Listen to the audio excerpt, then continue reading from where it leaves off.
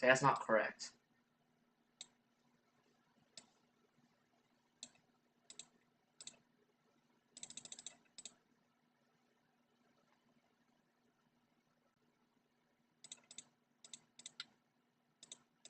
Uh, Welcome to the most planned stream I will do for a while. Let me hide this real quick. You can still see me at least. So basically, I'll actually my code in a sec. I think I got the ping for Twitch. Wait, what? Why is the ChatGPT tries to code a stupid stream idea? That's not correct. Hold on. Twitch.tv.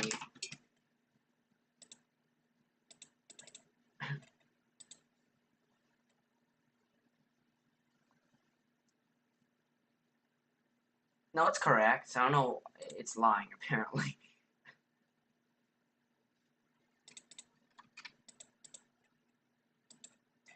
I'm gonna go back to here.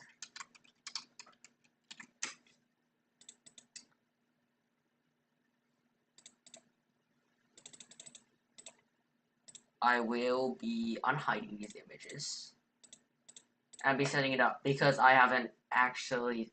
Oh, wait, hold on a sec. Did I not do all my free stream prep? I'm gonna give you music.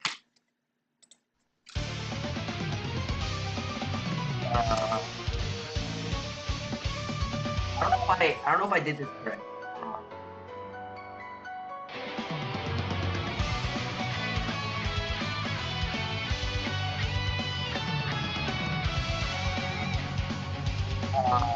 This not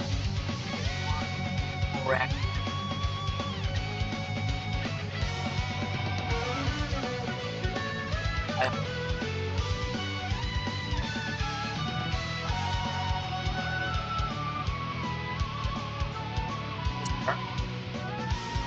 OBS lag.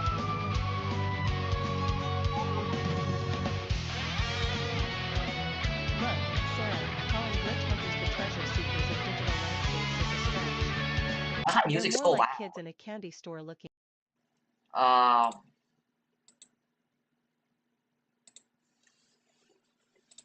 one sec. I should be able to fix this not too long.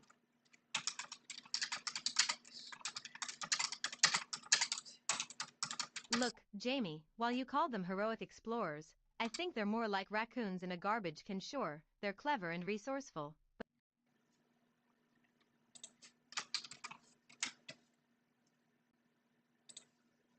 Let me turn this down. It's a bit loud.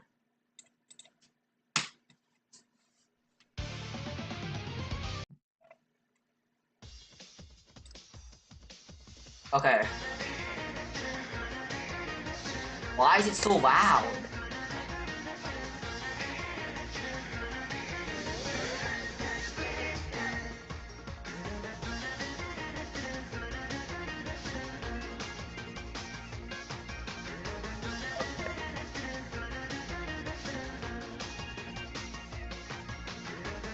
Theoretically.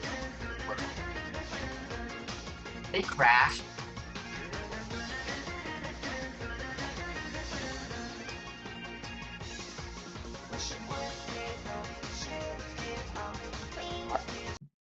There we go. Theoretically, this should work.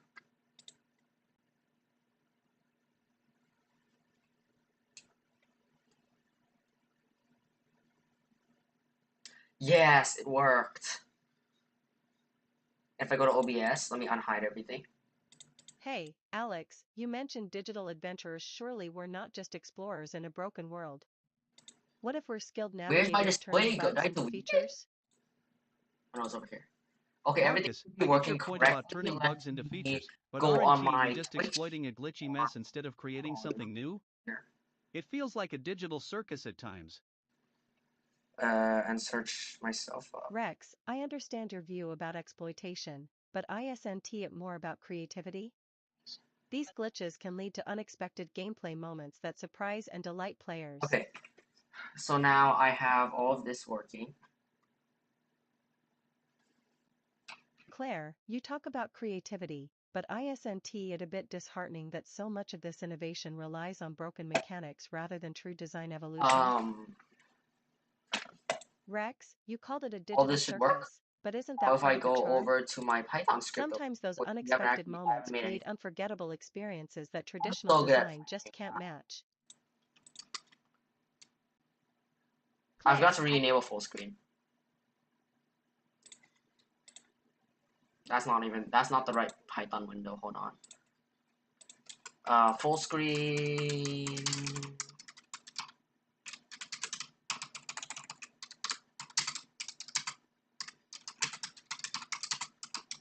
equals true. Should work.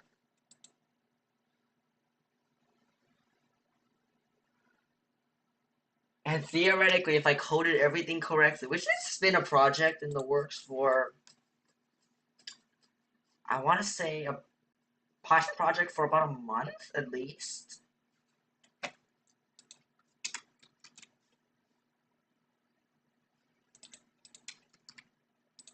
Let's do this. Okay, OBS display capture is enabled, Python is enabled, I and hear you, everything Alex, works about correctly. those funny moments in glitch hunting. It But what do you think freaking about the times works. when Let's glitches break the game like that go. flying horse from Skyrim? It can be hilarious, but does it ruin the experience?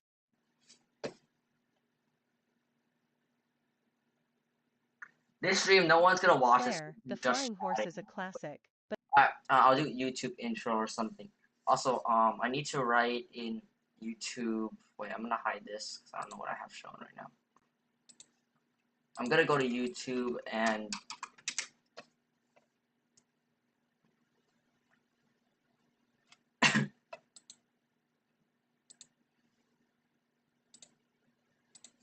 just pin a message saying.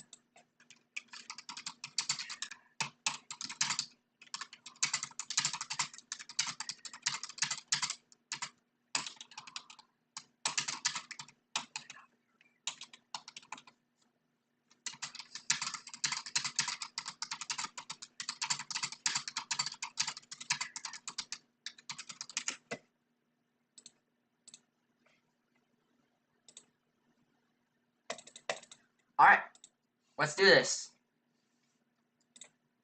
What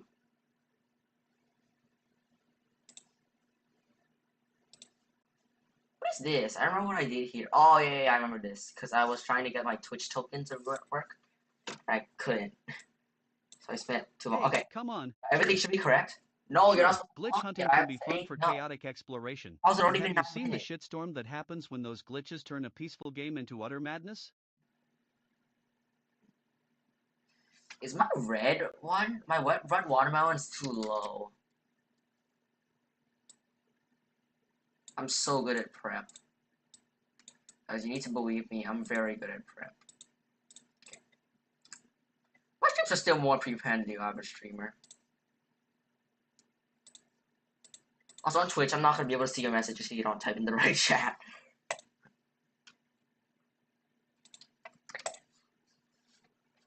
sure thing, Jamie. You mentioned Alright, it glitch works. hunting ruins Now I immersion, just need but to. honestly, isn't the absurdity of flying cows or swimming through walls way more entertaining? They're too It's like quiet. slapstick comedy meets gaming. Jamie, I get the comedy angle with those flying cows, but let us be real, exploiting glitches feels more like a I swear I set this all up. Where is it? That's not the right tab. Cursor. Okay. Can I go to n.n? To what is my sound volume? 0.12, 0.18. Let's see if they're louder. Also, I can't show that because my environment variables obviously I can't show that. You've got a point, but Alex, don't you think that some glitches are so absurd they basically slap the developers in the face? I mean, Who doesn't chuckle when characters start flying through walls like they're auditioning for a superhero movie?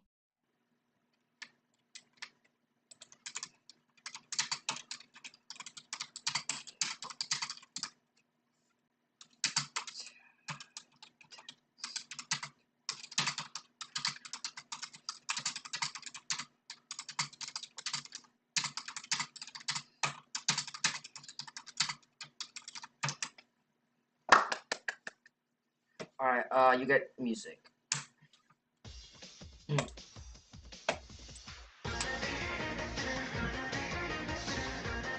Very intense things are happening. Gotta believe it. I know. Anyone who's watching Twitch, not really. I will basically ignore it. I think my overlay is probably working, but I'm not gonna bother.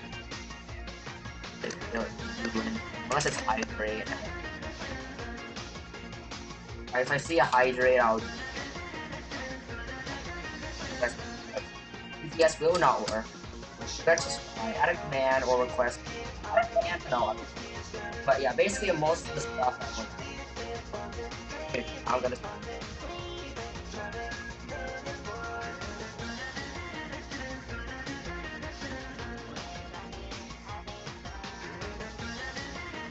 I appreciate your point about accidental heroism, but don't you think some of these glitches might ruin the intended experience for Okay. others in the game? Welcome. Claire, I get that some glitches can mess with the gaming vibe, but isn't it hilarious when players accidentally fly off into space? That is an epic moment. Alright, I think everything is working, so let's start. Hey, welcome to the most planned stream I've ever made. This is probably not going to vid, by the way, so if you VOD watchers or... Yeah. You probably get confused if you watch the VOD right now, but I'm just gonna do a YouTube intro. It's probably not gonna make it into the vid. Hey, welcome to what's possibly the most planned stream I've ever made. So basically, I made AI Bingo. I probably should close this. Okay, and I'll close this. Oh wait, you can't see anything. Oops. Hey, welcome to what's quite possibly the most pre-planned stream I've ever made. It's AI Bingo. So basically, what we're gonna do is have 3 or 4 AIs talk to each other, and we're gonna basically try to fill out a ton of bingo boxes. Hopefully, everything works correctly, because there's a high chance that everything just breaks. Enjoy the vid. Wait, my code's not running. Yeah, so I'm gonna start some basic music up. It's not too intense. Okay, so these are the things that Edge, Alright, it's AI. you mentioned glitches as funny surprises, but This aren't stuff they is just game generated by developers' AI. epic fails? I mean, So like, can I they am really not call going. infinite Don't flying a will feature not when make it's more sense. like a bug trip gone wrong? Marcus, come on. Epic fails? Sure, glitches can be the programmer's hangover, but they're like little Easter eggs for players' unexpected Did I not treasures that code turn a this? mundane game into a hilarious adventure. Bro. Rex, I get the Easter egg comparison, but when a character turns into a T-Rex mid-sentence, are we really in treasure territory or just watching a game Yes, lose its you are grip? in treasure chest. Alright, I'm gonna have to edit. Jamie. I can't do it. I don't know what's wrong today, man. I swear I had everything set up, and then now when I start streaming, it was like 9 other things. I was like, I'm not gonna do much pre-testing because I want to get surprised during stream. Then this happens. Alright. That's not the right button. Okay, so now basically we want it to talk.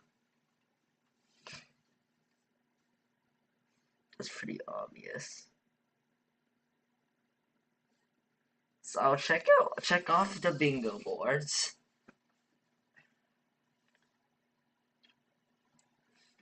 Yeah, bingo. So basically, we're gonna. Oh yeah, I need to get the text to.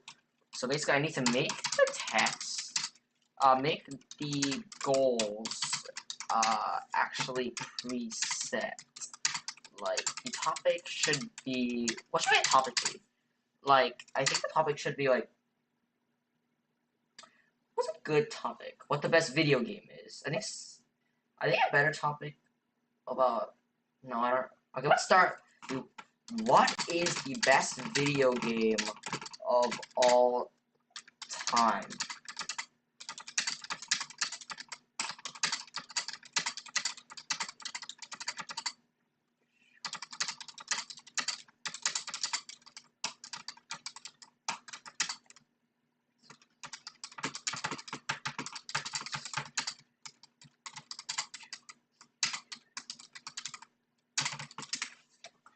Okay, that should work. This should theoretically work if I code it correctly. I mean, yes, it will work unless I miss a code. But this should work. I mean, I don't know if the personality will be how I want it to be. I'm gonna. You can't see this right now because I'm changing my environment variables. I'm gonna make it 0.27% volume. And then make sure my code is working. Hey, no error so far. Oh, I realized I need to make the stream intense, guys. Where's my music? Oh, there we go. Where's that stars? I do have.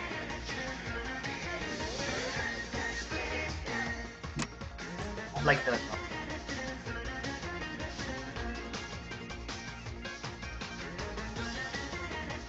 Don't ask why the yellow guys.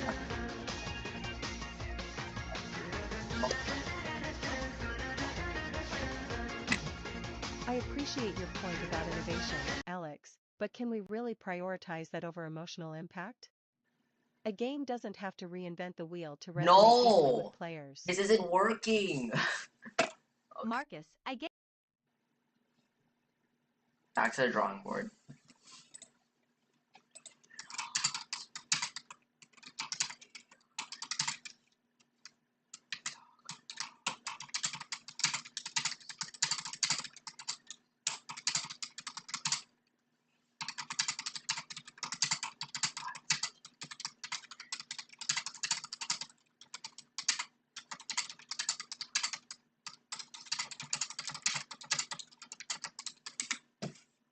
The static better prompt, that prompt might work. Okay, initializing.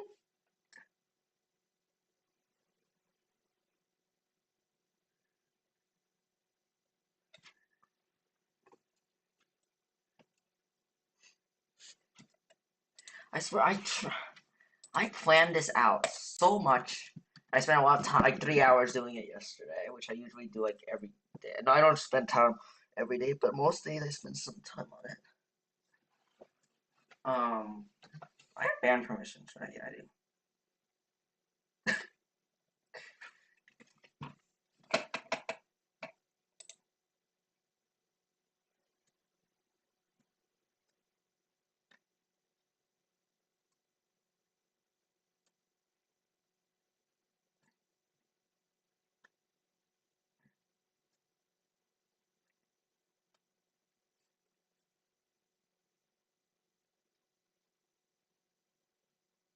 Oh, music.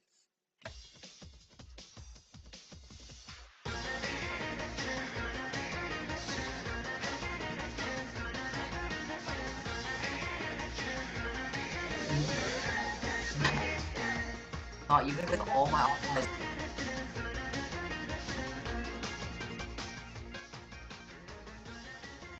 Sorry, this part is one from Gran Turismo.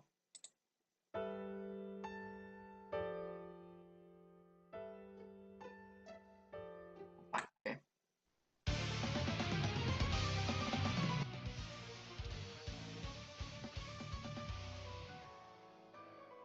Okay. This all should work theoretically if I have coded everything correctly.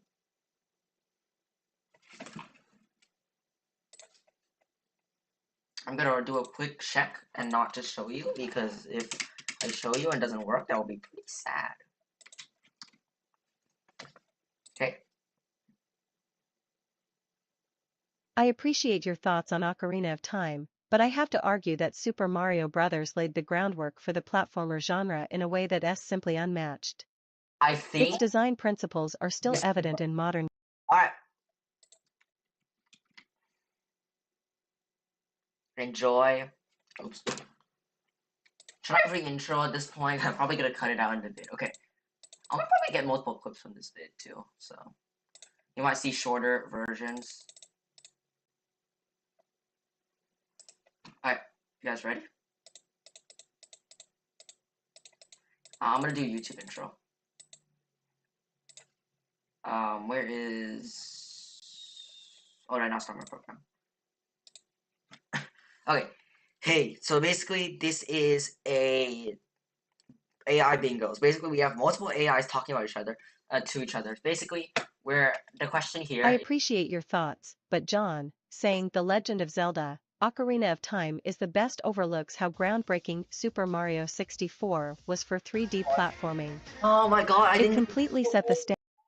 Okay. How do I... Oh my god, this stream is a mess.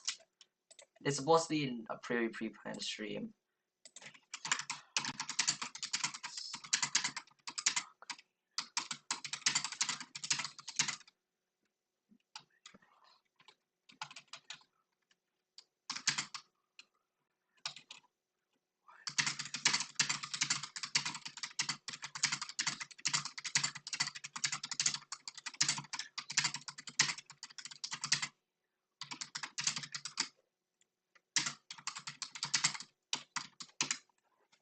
Alright, will this prompt work?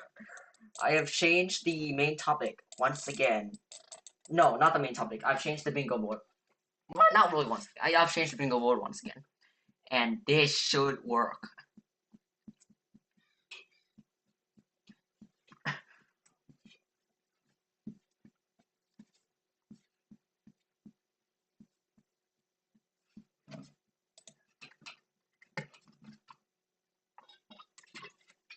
This program has so many fallbacks because this program is very breakable. The fact that the program hasn't actually broken, it's just because of my bad planning, is insane, actually. Alright, do we get this first try? Alright, look, I get that. I mean, the subtopic is incorrect, actually, but it's fine. I'm just gonna change that real quick.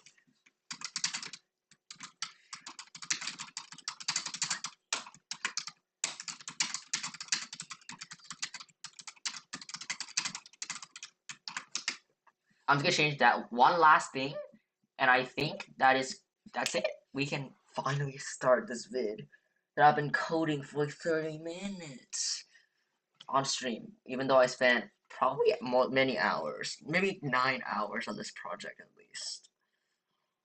Okay, maybe that's an over-exaggeration. Actually, no, maybe that's not an over-exaggeration. It could be fine. Alright, let's... One more test run, then it should work. Please. Python's launched. Hey, I appreciate your point about the impact of nostalgia in gaming. Okay, so let's start. Let's show this. The beginning's gonna be a bit confusing because of the way I have it coded, and I haven't found a way to fix it. When we do a part 2 of this stream, which we'll probably do tomorrow. Nope. Actually, it could be tomorrow. Probably not, though. Okay. Probably Thursday or Friday. Or Saturday. Okay, so... Ready? Oh yeah, I have to change it with the... I do not know how my own code works, guys. Trust. No, that's not actually true. I just had to use Codex there because I couldn't find it. My code is so... my code is so long that... Especially because I'm on stream. If I wasn't on stream, obviously I would do it myself. I do know how to code. But, like... If I was off stream, I would, but I'm on stream. Okay, anyways, let's start. So what is the best video game of all time? I'm glad you brought that up, but I think when we talk about influence, we can't overlook The Legend of Zelda, Ocarina of Time. Okay. Its groundbreaking 3D open-world design and storytelling shaped the entire gaming landscape. Okay. Don't you think games like Super Mario Bros. owe their No, wait, what? What is Super Mario Bros.? Claire, while Ocarina of Time is undeniably influential, it can't hold a candle to The Witcher 3 Wild Hunt. Witcher The 3 depth Wild. of choice and consequence in Hey, I that don't game know. just blows everything else out of the water. Do you really think Zelda can compete with that level of character? What is what? What is this? Okay. Rex, I hear you on The Witcher 3 and its depth of choice, but let us not forget that Ocarina of Time revolutionized gameplay mechanics. Just going back and forth. It introduced locking onto targets with Z-targeting, something that's now a standard in action-adventure games. That innovation alone set the Marcus, I hear your point about Z-targeting being revolutionary for Ocarina of Time, but look at the narrative depth in The Witcher 3.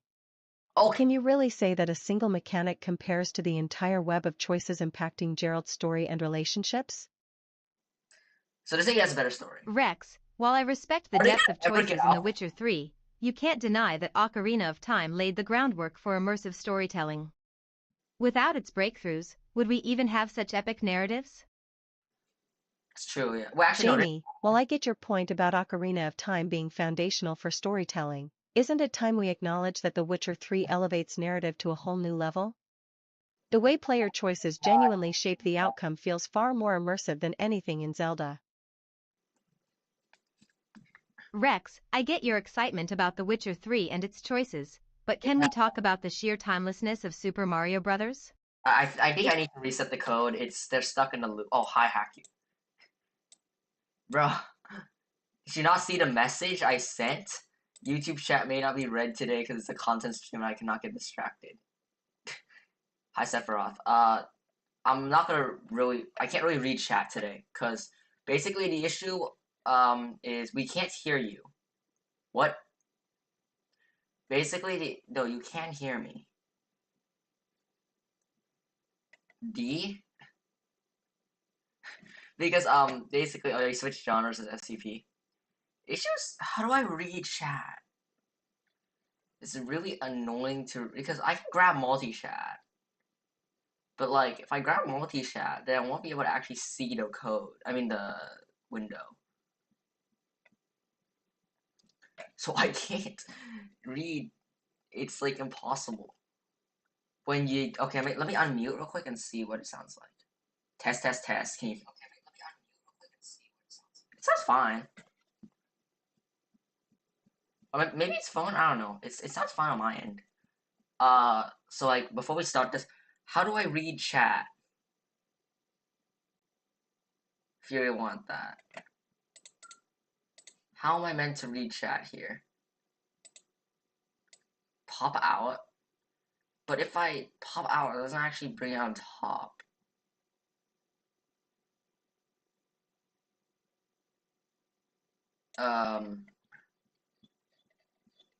Oh, my chat's gone. That's great. Oh, I can't even read my own chat anymore. I can't read chat. Oh, there we go. Read on phone.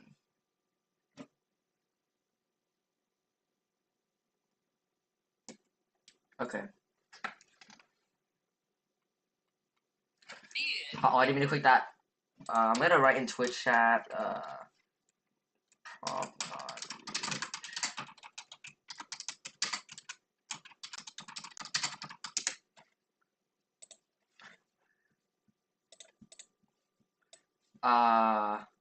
then I'll go to YouTube on my phone.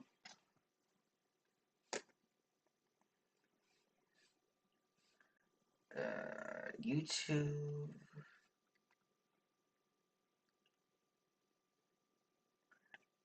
Hi, cheeseburger.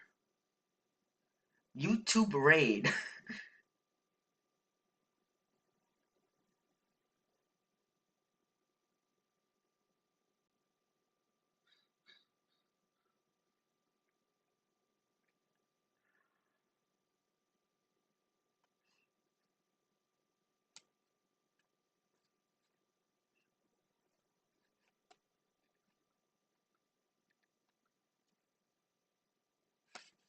Okay, I'm gonna pull it up on my phone. Multiple AI bingo. Here we go. I paused it. Now I can read chat. What has happened in the time that I took to open it up? I see browser GMD, YouTube raid, 6-7 kid raid, and super ultra mega fat band. What the frick? Okay, the issue is that this is still a more limited stream because I do need to make this into a good video. So, but I'm not gonna at least have a way to not completely ignore chat. But I will somewhat. I will somewhat not be able to read chat the way I usually do. Okay. Anyways, enjoy the stream. What's with the watermelon? Each watermelon has its own things. They talk. Okay. Anyways, because I pretty sure I didn't join in time for the hater explanation. Basically, there's gonna be a few different. These are different I characters. appreciate your point, but Alex, Yeah, when there's- you mention the impact of nostalgia in gaming, I have to argue that it doesn't overshadow the gameplay experience found in The Legend of Zelda: Breath of the Wild. Its open world It's broken. Hold on. Wait, I'm gonna just hide this way first. 1 sec. I have to check my code, my prompts. Is it? Hold on.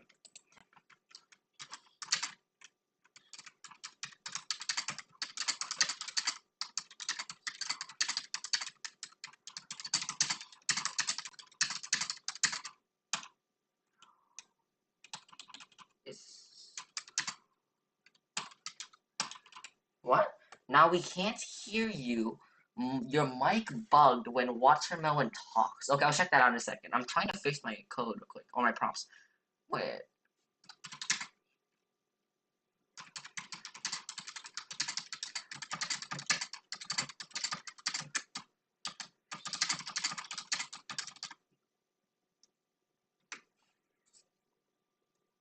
Is this working? Well, I'm gonna delete this message because I will be reading YouTube chat. I'm gonna instead write I might read chat slightly less than usual. And then I'm gonna pin this. I will still read chat, but oh, I'll add music. Oh, that's the wrong button. Here.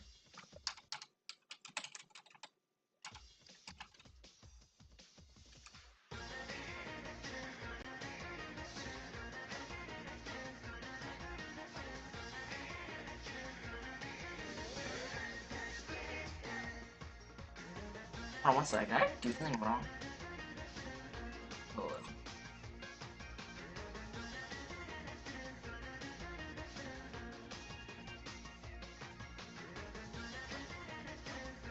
Okay, I think this should work. It wouldn't be okay to me when the watermelon talks. I am one of the watermelon. So my profile picture. Okay, now it should fix it. I'm gonna close this, and then I'm going to. Okay. What's the best video game of all time? Hey, listen up. I got to call bullshit on that last take. You mentioned The Legend of Zelda: Ocarina of Time, but let's be real here, it's been dethroned by The Witcher 3. Okay. Sure, Ocarina revolutionized 3D gaming, Does but that- Geralt is the ultimate badass. Hey, it's the best. I don't think I The count. storytelling in the Okay. High energy stream, so. Jamie, I get what you're saying about The Witcher 3 and its intricate storytelling, but let us not forget that Ocarina of Time set the stage for those narrative choices in open-world games. We don't argue about these The again. depth of exploration in Hyrule was groundbreaking. It didn't just create a world. Marcus, you're really putting way too much stock in nostalgia with Ocarina of Time. Sure, it's iconic, but it doesn't hold a candle to the sheer emotional depth in The Witcher 3. No! You talk about legacy and exploration, bad again. but is that really enough when Geralt S choices can lead? I like it. I think Rex, you keep mentioning emotional depth in The Witcher 3, but Yeah. that doesn't make it superior to Ocarina of Time.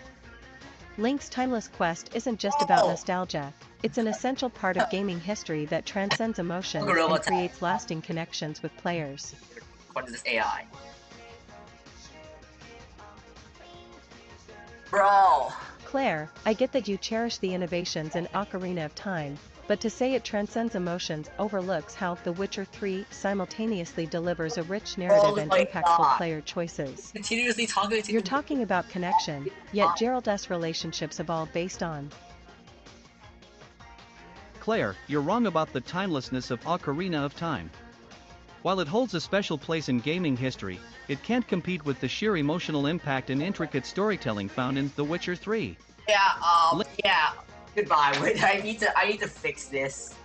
Hold on. Let me look at my prompt. Did I do something wrong? Hold on. Let me check. Let me write in my prompt. Do not keep arguing. Between The Witcher 3 and OT and never like switch off and never. So dude, yeah, I think that should work. Do not keep getting stuck between two things. That is not strictly not allowed. Oh yeah, so to actually properly address what you were saying. Okay, nice. Great job unlocking Deadlock, first of all. And talk about Gorilla Tag. They could talk about Gorilla Tag. That's a thing that can happen. But it's not actually one of the part of the bingo boards. I didn't make the bingo board myself. It's I think it's OpenAI's API has another AI that springs that and spreads it into a bingo board. It's a pretty complicated script because it's multi. No. Do not keep.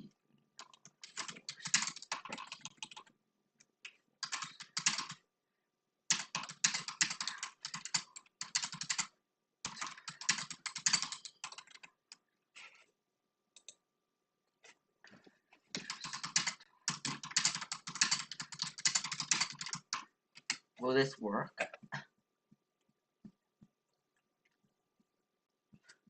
Oh, I'm gonna turn my. What's this song again? Is this a King Ollie? That is. Talk it out loud. I'll fine tune this stuff in the vid. Because they don't clash.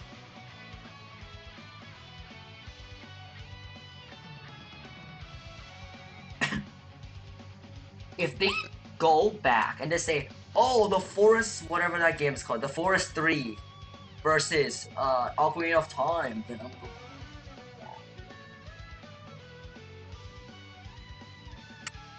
going. The program has OpenAI part has successfully the program is not the OpenAI part specifically, but the program has compiled, and we're going to work. Okay, Queen Slate, do it. Do what? I don't know what you're talking about. Okay, let us focus here.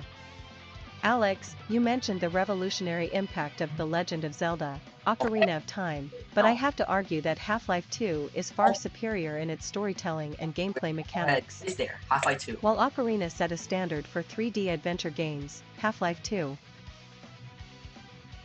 Marcus, I get your point about Half-Life 2 reshaping FPS games, but let us be real, nothing beats the sheer magic of The Legend of Zelda, Breath of the Wild. Breath of the Wild. Sure, Half-Life 2 nailed that immersive storytelling and had physics that felt groundbreaking for its time. But can Jamie, while Breath of the Wild offers a creative open-world experience, it doesn't match the emotional weight and depth found in The Last of Us. Sure, you can cook and explore, but nothing compares to the heart-wrenching story of Joel and Ellie as they navigate through A. Claire, I hear you about the emotional depth in The Last of Us, but let's be honest, narratives like that can sometimes feel like a sad movie rather than a game. Sure, the story is compelling, but when I play games, I'm looking for an experience that offers both excitement and... Your mic, look on screen. Jamie, I get the whole living world angle with Red Dead Redemption 2, but let us face it, it's not as groundbreaking in gameplay mechanics as The Last of Us. Sure, you can explore a vast landscape and form bonds, but those gunfights don't pack the same emotional punch. When? Rat. Yes, hold on. Something's broken. Something is broken right now. bike's not reloaded? It's fine for me. When I watch my own stream, it worked perfectly great.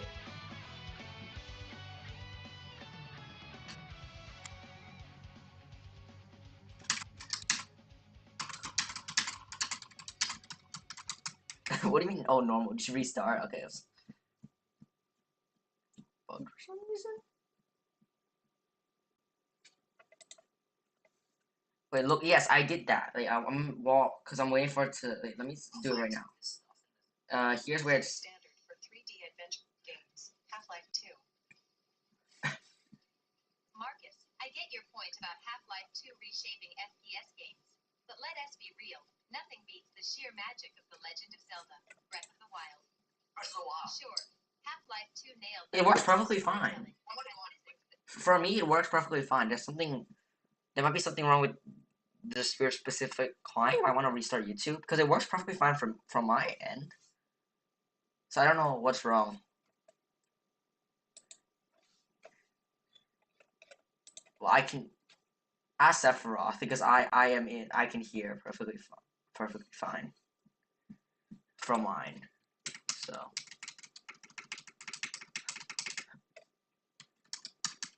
okay, I will be running a program. I will start my display capture, and it should work. When your mic not AI, yes, my mic works perfectly fine. For me, at least. Just restart YouTube, I don't know. Okay, let's start. Alright, let's get this rolling. Oh, Look, I know you love The Legend of Zelda: Ocarina of Time, but come on, can we really call it the best when we're ignoring the sheer insanity that is Dark Souls? Dark Souls. Ocarina had its time in the sun, sure, but it's got nothing on the brutal challenge and deep lore that Souls packs in. You finish a boss in Dark Souls and feel like you've just conquered half your life goals. Yeah, because... Meanwhile, what do you get for beating Ganon? Ganon? A bunch of hearts like that's gonna help with real-life shit. Wait, what? I'm confused. Jamie, I hear your argument about the challenge in Dark Souls, but let us be real, it's not the only game that offers that kind of experience. How is dying 100 times to a boss somehow more significant than the epic adventure and emotional storytelling in The Last of Us? The Last of Us. Oh yeah, wait, where? Oh, it might not be on. In TLOU, you're not just grinding against hard bosses, you're invested in these characters' lives and their struggles. Sure, beating Ganon feels good, but at least in TLOU, when you finish it, you're left with this gut-wrenching feeling that sticks with you for days. That emotional connection trumps any hardcore gameplay moment in Dark Souls. And it's really fun. I mean, like, Rex, you talk about emotional storytelling in The Last of Us, but can it really compete with the expansive world and intricate mechanics of The Legend of Zelda: Breath of the Wild? That's not on here. In Breath of the Wild, every corner you explore can lead to a new discovery or challenge that gives players an incredible sense of freedom. The Wild is a great game. That kind of open-ended adventure fosters both emotional connection and thrilling gameplay, something TLOU's linear narrative just can't offer. I'll check after this attempt again. Wouldn't you agree there's more to a game than just story?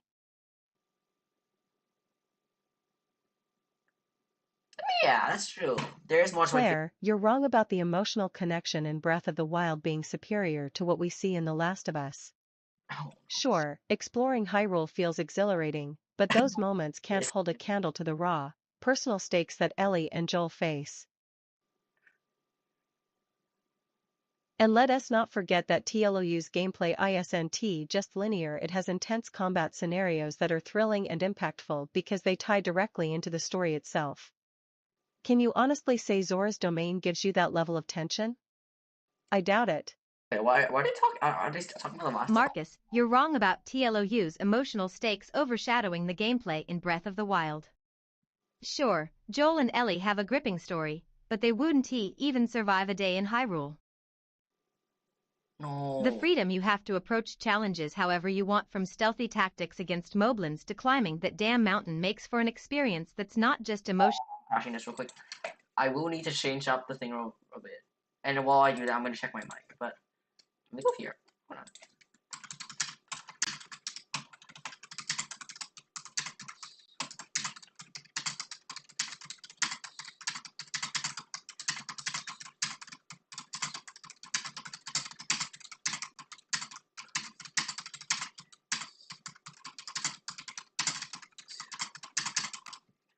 Okay, and what I'm going to do Yeah, check my mic actually. Groundbreaking period of time. But can. Jamie, while Breath of the Wild offers I guess it is kind of broken. Hold on. it doesn't match the emotional weight and depth found in The Last of Us. Sure, you can cook and explore, but nothing compares to the heart-wrenching story. Why is my mic doing that? Hold on. Actually, just for hold on.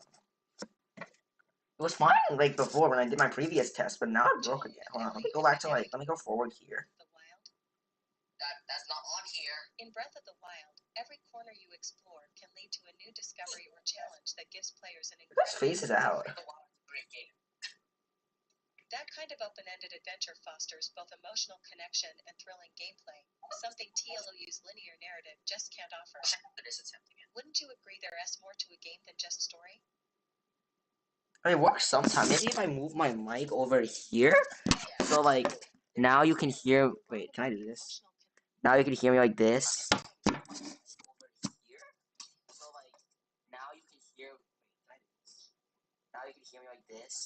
That might work.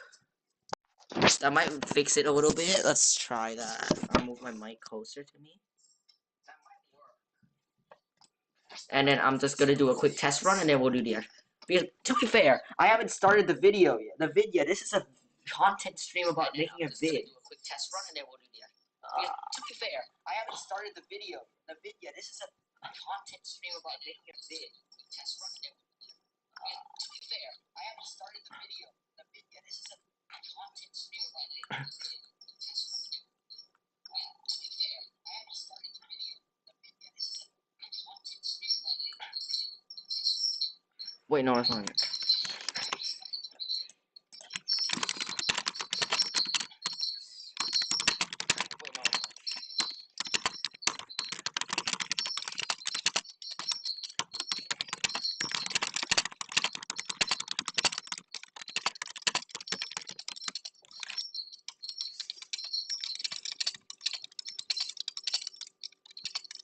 Okay, that's how this works. Why is there like a ring in the background? I'm gonna add some music. What?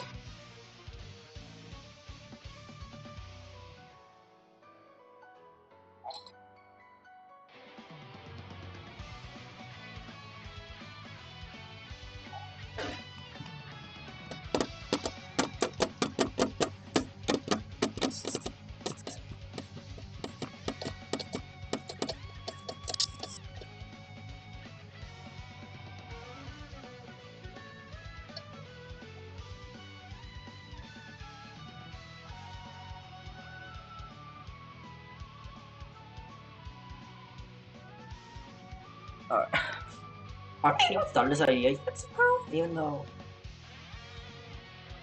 there's probably someone that's actually done this idea. I just haven't seen it yet, I guess.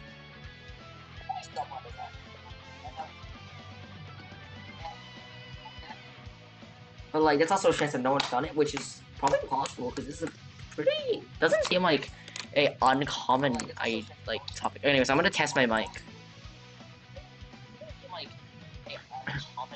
Okay, so my script is on. So now let me pause this. Hey, So, let us not kid ourselves, buddy. Test. Can you You hear me? mentioned The Legend Hey, of Zelda, Mike, can you hear me? Ocarina of Time as a timeless classic, but can we talk about how clunky those controls feel today? Hey, let us not kid ourselves, buddy. Test. Can you hear me? Hey, Mike, can you hear me? It's good enough. I think this is good enough for the stream to go on. Alright, let's start this. Oh, I closed my... Let's start this.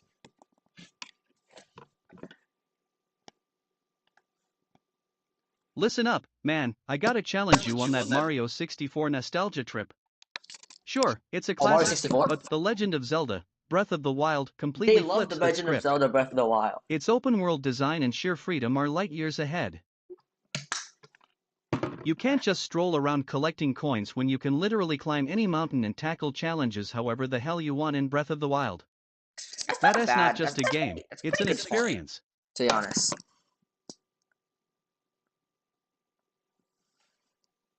Rex, you're wrong about Breath of the Wild being a superior experience. It may have open-world freedom, but it lacks the tight design and character that Super Mario 64 offers. There's no Super Mario 64 on the board. The platforming mechanics are impeccable. They're straightforward yet challenging in a way that keeps players engaged. You know, I'm gonna count that Plus, Super Mario. let us face it, Mario revolutionized actually, Super 3D Mario Bros. gaming with is those Super precise Mario Bros. controls for and the- memorable level designs. You can't just dismiss how foundational that was for every game genre since then. Marcus, you're wrong about Mario 64 being the pinnacle of gaming. Sure, its platforming mechanics are tight, but they don't compare to the immersive and expansive world in Breath of the Wild. No! The freedom to explore already Hyrule have- and we have interact no with Breath it of in the your own Wild way on is just a this. level above anything Mario has offered. The depth of gameplay, whether you're solving puzzles or facing off against guardians, is something Super Mario 64 simply can't match. There's You no talk Mario about 64 foundational either. design, but let's be real, that kind of creativity in an open-world context is what truly advances gaming as a whole. Claire, talking about Breath of the Wild being immersive is all well and good, but it's a massive sandbox that can feel aimless at times. You want depth? Look at The Last of Us. The Last of Us is It not completely on nails emotional storytelling while giving you an engaging here. Wait, combat there's The Last system of and Us Part puzzle 2. No, elements that's that keep you stupid. glued to your seat. There's the Last Sure, of Us Hyrule has some Part cool 2. I think stuff, that counts, but it doesn't right? pack the raw punch of That Joel's and counts. Elias' journey. You could say The stakes that's in The BS, Last or of that's Us are way rigged or higher than whatever, but anything it in a counts. whimsical world filled with Koroks. Rex, you say The Last of Us has higher stakes, but let's be real, Zelda's epic battles against Ganon dwarf any emotional journey in a post-apocalyptic world. Sure, Joel and Ellie are memorable, but they're not out there saving the fucking happened? universe. Huh? Plus, Breath of the Wild gives players agency to decide how they tackle obstacles. It's not just about shooting zombies. You can literally break the rules with physics in Hyrule. Jamie, you keep saying Zelda's battles are epic, but have you played Dark Souls? Dark Souls? The way that game builds tension and stakes through its punishing difficulty is unmatched. Is Dark Souls on here? Oh, it is. Or Dark Souls. Each encounter with a boss in Dark Souls feels like That's life true. or Dark death. Souls, I It's a haven't played brutal it, but dance it's of an skill and extremely hard game. strategy. And You might save the get, universe in Geometry Zelda, Dash, you but get good a lot luck of saving payoff your when own you ass finally in beat the Dark boss. Souls. Or the The boss again. emotional weight there, knowing every move could lead to your downfall, is something even Ganon can't compete with. Ganon. Rex, you keep praising Dark Souls for its difficulty, but love let us Ganon, talk Bob. about how Super Mario Odyssey redefines Mario Odyssey, platforming is that and on here? exploration in a way that I is do fun agree, it's one and of the best games, accessible. but it's not on here. I think it's trying to be The fair. creative It's level pretty design big, it's and the already on sheer here. variety of gameplay mechanics make it a joy to play, even if you fail sometimes. Just because Dark Souls has that brutal challenge doesn't mean it's superior. Not every player wants to feel punished. Mario brings everyone together with its charm while still offering depth, Okay. the kind of engagement that can rival anything you've This mentioned. is correct, technically, but I do have to make one more micro adjustment. Oh wait, you couldn't see it the whole time, I'm so smart.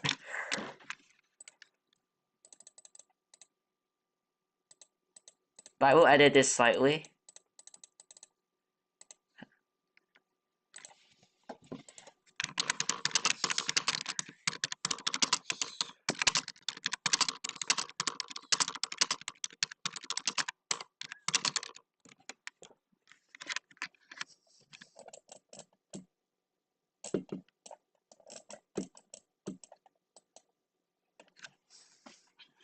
Okay.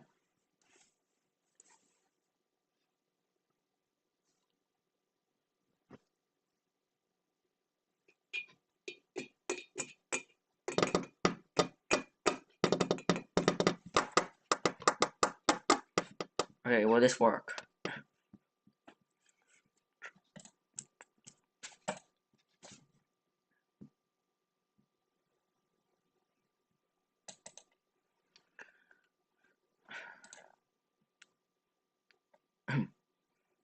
At least they're not getting stuck. They're getting somewhat stuck, but because of my logic, in my prompt now, they can't get stuck as much.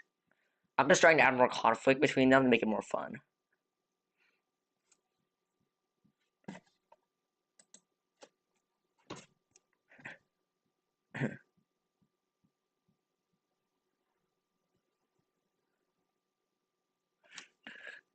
Wait, let me test, make sure my mic was working there. Gotta challenge you on that Mario 64 nostalgia trip. Sure, it's a classic, but The Legend of Zelda: Breath of the Wild. Yeah, what's supposed to be great. Its open world design and For some reason, I have to actually I have to put my mic closer to my mouth, or it doesn't work properly. You can't just stroll around collecting coins when you can literally climb any mountain and tackle challenges however the hell you want in Breath of the Wild. So that's pretty great. Okay, now what I'm going to do is launch the bot, and let's hope it works.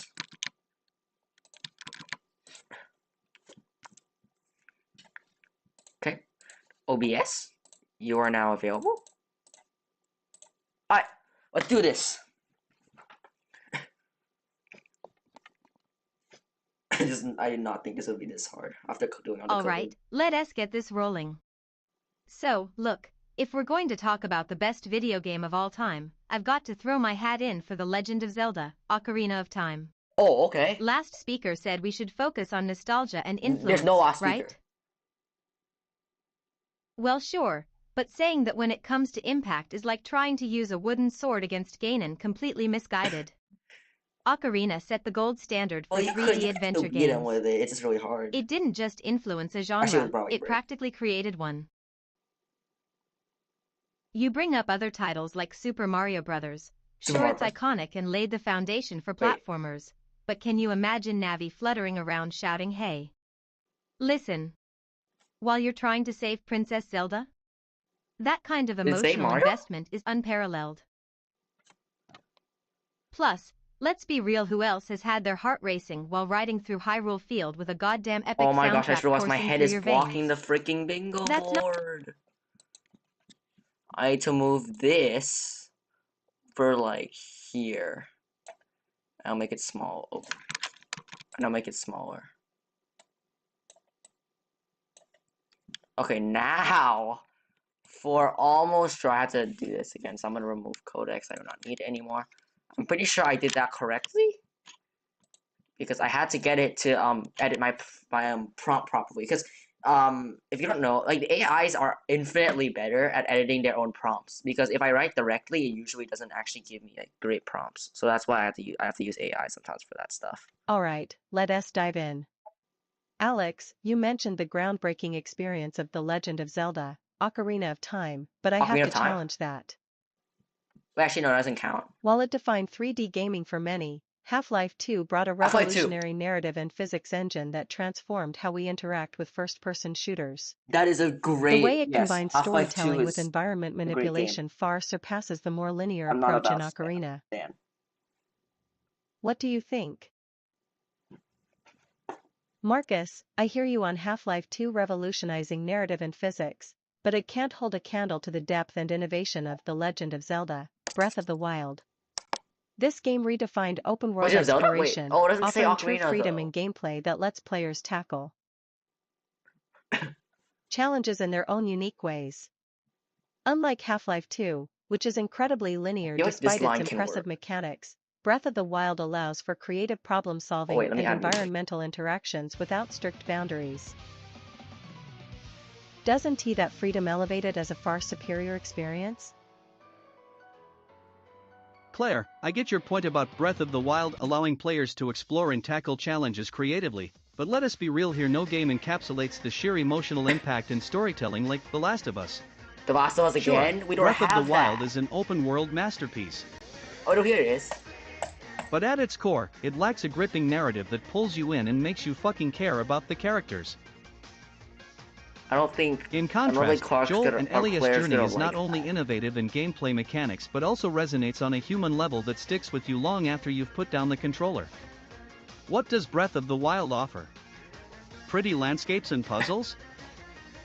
That is true, actually. That shit doesn't compete with true character development and moral dilemmas. What are you trying to say? Let us talk depth over breadth here. What do you think?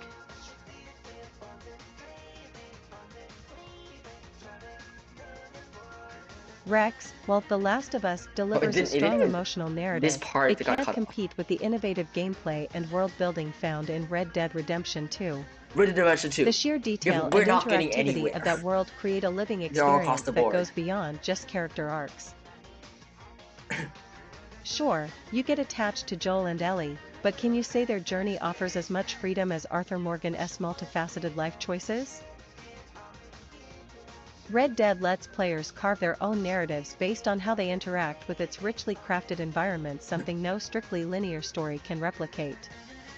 ISMT open world immersion vital for a gamer's greatness? Is that a game? Marcus, I see your point about interactivity in Red Dead Redemption 2, but it doesn't match the sheer innovation and emotional punch of The Last of Us. While RDR2 offers a vast world, with great detail and freedom, what really sets TLOU apart is how it intertwines storytelling with gameplay. You can't just focus on player choices when you're so deeply invested in the character's fates. The emotional stakes are far higher than any moral dilemma Arthur Morgan faces. Joel and Ellie's journey hits harder because you feel their pain and struggles intimately. Wouldn't you agree that without an emotional connection, even the most expansive open world feels hollow? That's actually true, but Breath of the Wild does have a good story. I mean, it does have a good world building. Rex, the emotional stakes in The Last of Us are compelling, but they don't match the sheer impact and innovation of Dark Souls. While TLOU has a heart-wrenching story, it's Dark Souls that revolutionized gameplay with its punishing difficulty and intricate world design. We're actually getting somewhere. Hold on, that's the high-stakes combat in Dark Souls requires players to be fully engaged at all times. Every death teaches you something. What? It creates an atmosphere where your connection to the game is not just emotional but also deeply rooted in mastery. ISMT mastering a game as emotionally resonant as following a character's journey? Why do you saying ISMT? What does that even mean? Rex, I see you're all about the emotional depth of The Last of Us, but let us get real, nothing beats the sheer chaotic fun of Doom, 2016.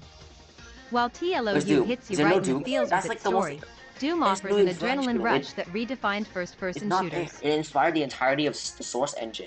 The visceral gameplay and over-the-top demon slaying is a different kind of engagement. I actually disagree with the AI It's not here. just about feeling something emotionally, it's about kicking ass and feeling like a total badass while doing it. What are they talking about? How can you possibly say any character moment from TLOU compares to ripping a demon in half? Half. Great job. Jamie, while I appreciate your love for Doom, saying it offers more than The Last of Us is a stretch. Sure, ripping demons apart feels exhilarating, but that adrenaline rush pales compared to the emotional gut punch delivered by Joel and Ellie's connection. The point of Half-Life is the first. In games like Celeste, we see how platforming gameplay can also weave deep narratives about struggle and perseverance, something that transcends mere chaos. Wouldn't you agree that depth in storytelling provides a richer experience than just frantic action? No, that's fucking wrong. That game is shit as a goat pick. Jamie, I get that Doom offers an exhilarating rush, but it lacks the immersive world building and character depth found in Final Fantasy VII. While you're busy ripping demons apart, characters like Cloud and Aerith create emotional connections that resonate with players. We don't need another Last of Us. Beyond just adrenaline. The storytelling in FFVII takes you on a journey through moral complexities and personal struggles. Can Doom really compete with that level of narrative engagement? Okay. Well, yeah, that's Half-Life 2. Claire, you're missing the fucking point. While Final Fantasy VII has depth, it can't touch the raw intensity of God of War, 2018. That game offers not only a narrative that explores fatherhood and loss, but also delivers visceral combat that feels incredibly satisfying. You say FFVII provides emotional resonance, but Kratos and Atreus' journey is just as gripping while packing insane action that keeps players fully engaged. How does Cloud standing around looking pensive compare to smashing through mythological beasts? It's all about balancing story with epic gameplay. Claire, you're hung up on emotional connections in The Last of Us, but that's not the only thing that defines greatness. Okay. Look at Portal 2. It seamlessly intertwines humor with mind-bending puzzles and a unique narrative structure. We're really close getting this line. Sure, Joel and Ellie's story hits hard emotionally, but can you honestly say it offers the same level of cleverness as GLaDOS' sarcastic commentary while you're solving those wild puzzles? Wait, what?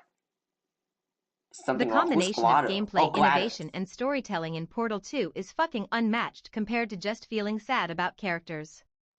What do you think? Jamie, you talk about cleverness in Portal 2, but that doesn't match the sheer scale of The Witcher 3, Wild Hunt. The Witcher. Wild Hunt, okay. We're actually really close to this GLaDOS line. is This witty actually and all that not the shit, closest but line, Geralt's journey delivers a depth and complexity with multiple narratives and choices that fucks with your head in ways GLaDOS can't touch. When you dive into the world of the continent, its lore, its characters, you're not just solving puzzles, you're embracing an entire universe filled with morally great choices. What is more innovative than having real consequences for your decisions?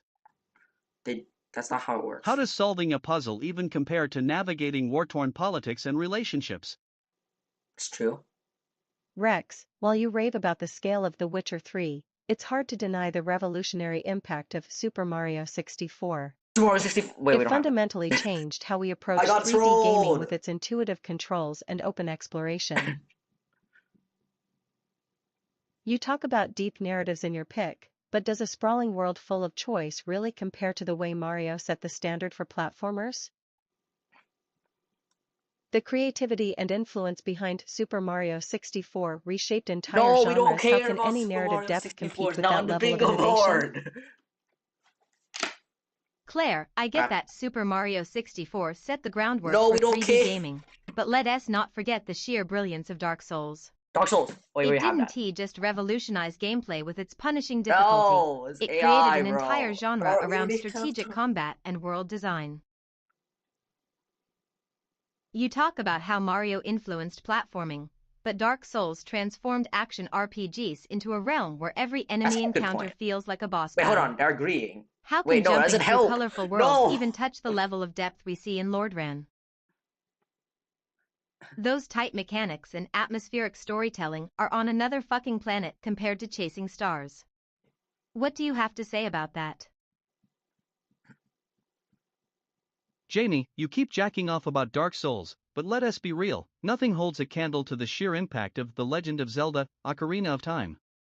Sure, Dark Souls introduced some hardcore mechanics, but Ocarina didn't just revolutionize action-adventure games. Wait, there's another line, 2 here, 3. Brought a fucking epic narrative and a vast open world filled with exploration.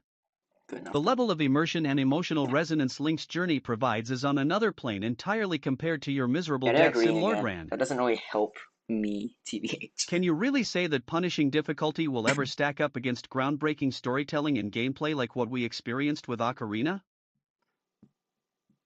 Rex, you keep talking about Ocarina of Time as if its storytelling is untouchable. But have you played Red Dead Redemption 2? Red Dead Redemption 2? That game offers a sprawling narrative filled with deeply developed characters and moral dilemmas. You don't have that?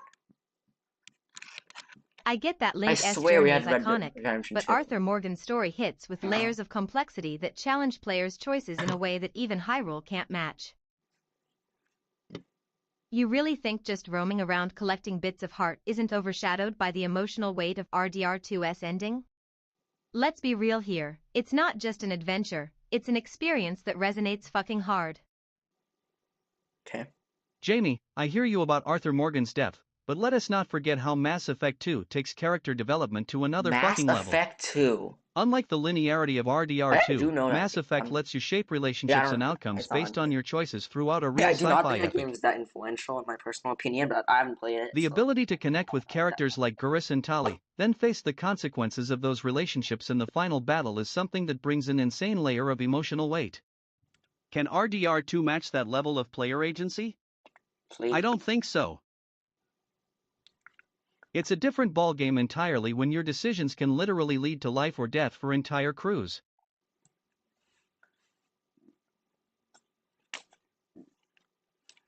Rex, while you hype Mass Effect 2 for its character development, it is a great game, but like, I can't help but point out the sheer brilliance of The Last of Us. I'm clearly biased. I run the game. It doesn't just focus on choices. It crafts a narrative that exists within the confines of a post-apocalyptic world where every interaction.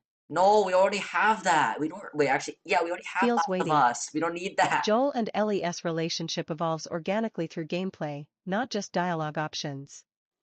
Can you really compare forced choice mechanics to the raw emotional impact woven into every moment in The Last of Us? That's a good point, but like, oops, I didn't do that. It's a different type of storytelling that resonates with players long after they put down the controller. Awkward. Can I full screen? No, not Copilot, get out. Marcus, I get that The Last of Us has those emotional beats, but let's can't not click forget anything. about Oh, the wait, sheer hold on. genius of BioShock. Is it awkward? That Close game isn't Copilot. just about characters, it's a philosophical exploration wrapped in a first-person shooter. 1 sec. While I you're didn't all do that. teary-eyed over Joel and Ellie, I'm diving deep into themes of free will, choice, and what it means to be human, all while battling splicers with my plasmids. Can you even compare that intellectual depth to just surviving a zombie apocalypse? 1 sec. BioShock isn't just an emotional ride, it's a goddamn thought experiment on mind control. How does your game go toe-to-toe with that? Jamie, you've made some compelling points about BioShock, but let us not overlook the emotional storytelling powerhouse that is God of War. Okay. While you argue for philosophical depth, Kratos' transformation and his relationship with Atreus add layers of emotional complexity that resonate on a profound level. Can a game centered around a thought experiment really compete with the heartbreaking journey of a father trying to I think it's redeem still over. himself We have while to do a teaching new his one. son in a world filled with gods? The stakes couldn't be higher. I need to move these guys a little bit over.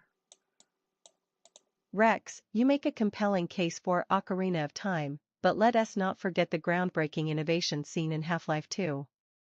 The way it combined first-person shooting with immersive storytelling and physics-based gameplay redefined how we experience This thing is narrative in completely gaming. broken. I can't do anything.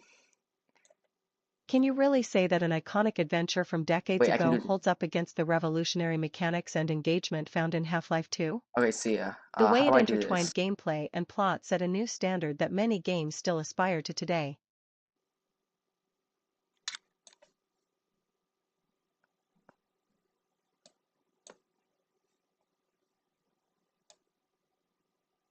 Okay, let's do that. Alright, we can continue after some technical difficulties.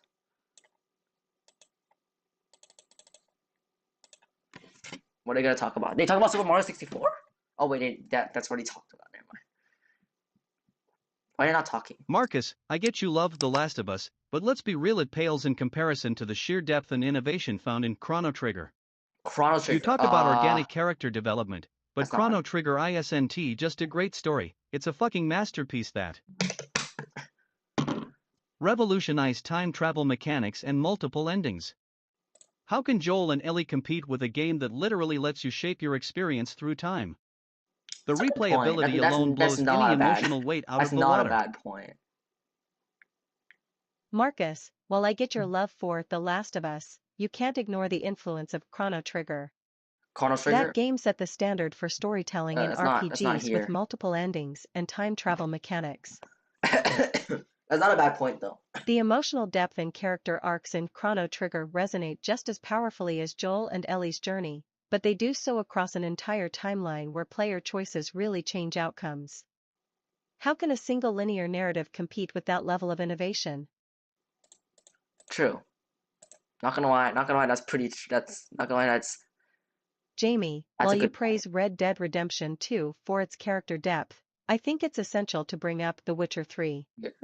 This No, game we not already only have The offers a Witcher 3, sprawling no world one filled with intricate cares. choices but also enriches relationships through a vast array of side quests that impact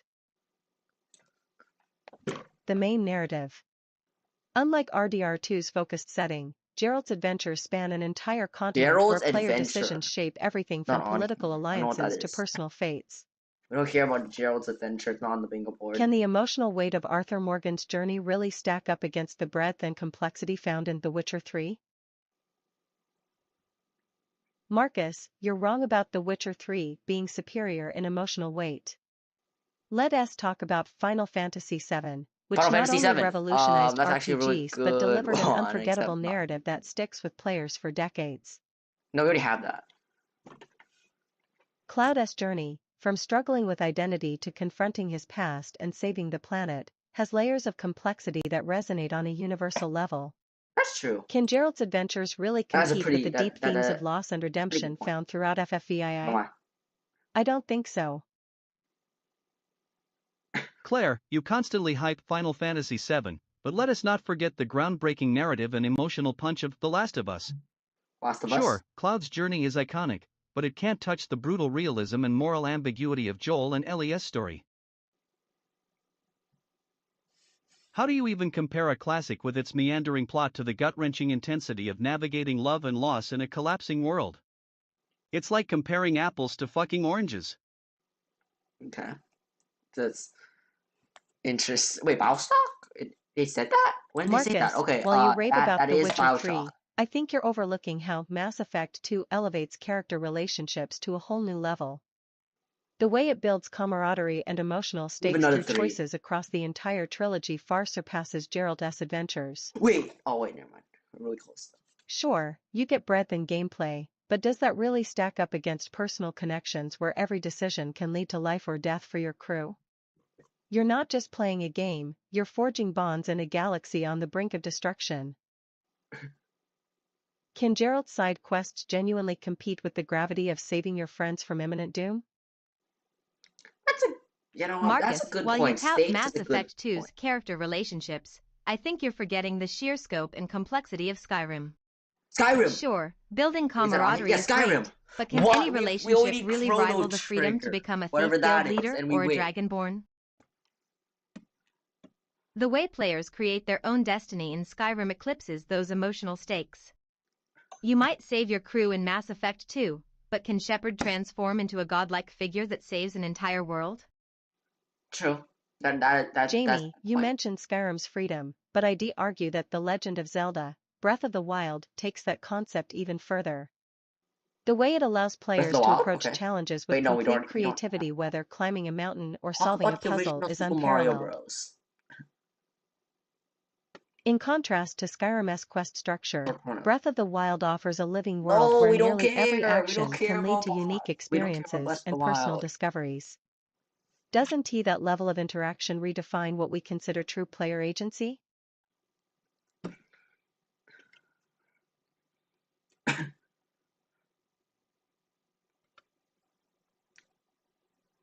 Wait, what? They said Chrono Trigger. And we have the bingo. How did I miss that? I have no idea. Hold on. That was a very Chrono Trigger freaking won it. Okay, now this was incredibly scuffed because it got completely messed up halfway through. So here I'm going. Claire, I get what you're saying about Breath of the Wild and creativity, but let us talk about Dark Souls. Okay, I'm facing crashing a boss like. No, I'm crashing. Okay, there we go. Now I'm going to disable my window capture because I do not need it. And I'm gonna make these guys across the bottom of the screen bigger again.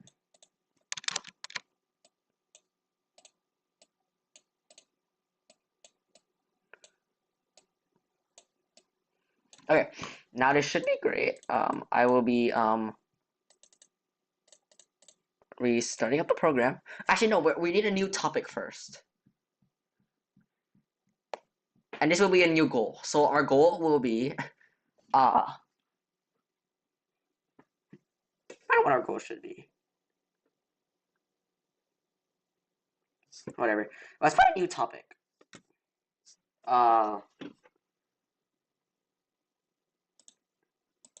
The most influential movies.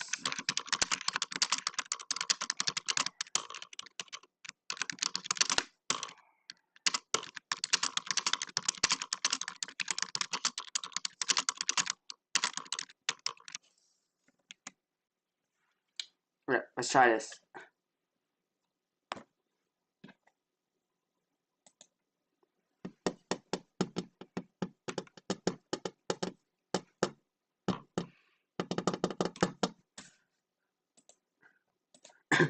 So what are the greatest movies of all time? So I'm gonna have to do a lot of editing today because stream's a mess, but do some editing each day. It should be out by the weekend. Showing everything. Okay, now let me go to the present real quick. That is a great. Yes. Showing everything. Alright, listen here. I get what you're saying about The Godfather being an epic story, but come on, it's not the only heavyweight. Nope, that's not great. I need to move. It's like Tarantino. Okay. I need to move these guys a little bit down.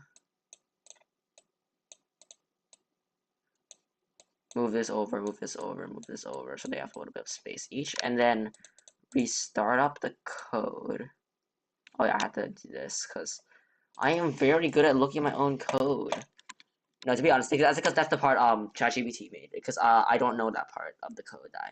I made most of the code, but like stuff like that I did not, obviously, because I'm not the greatest at stuff like that. Anyways, I already ran it. What am I doing? Okay, let's I try appreciate this. your perspective, but I think you're missing the emotional depth of The Godfather. Its complex family dynamics and moral ambiguity make it a standout. Meanwhile, something like Casablanca, while iconic, simply can't match that level of storytelling. Wait, it's not nuance. movies. This is not. These are not movies. Marcus, Hold on. I No, see where this you're is- coming from with The Godfather. It might pull at the heart. I need to actually ask ChatGPT for this because it will take forever to do it myself.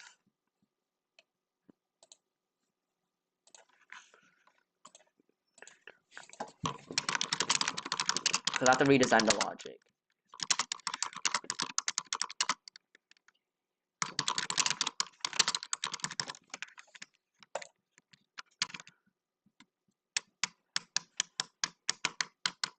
Oh, it's not working. It for some reason opened itself again.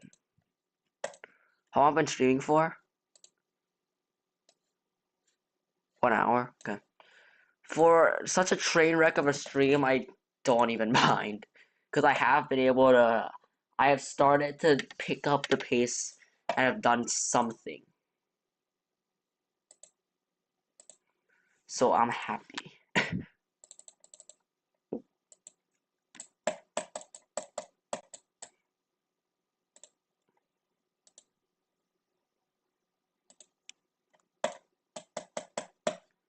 Hi, Active. You're probably on the wrong stream, aren't you? You're on... Are you on... Yeah, you're on the wrong stream.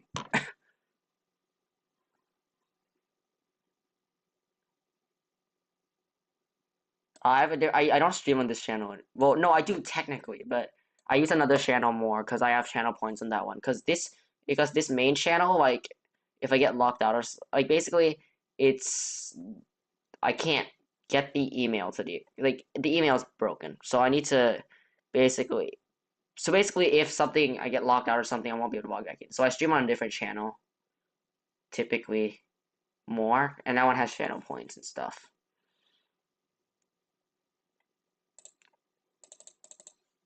Can I do slash prediction? No, I'm on the wrong channel. What about this one? Oh yeah, if I show you here, this one is the main stream, I guess. Should I just start a prediction? Wait, what? Can I edit? No, let me go back to Twitch.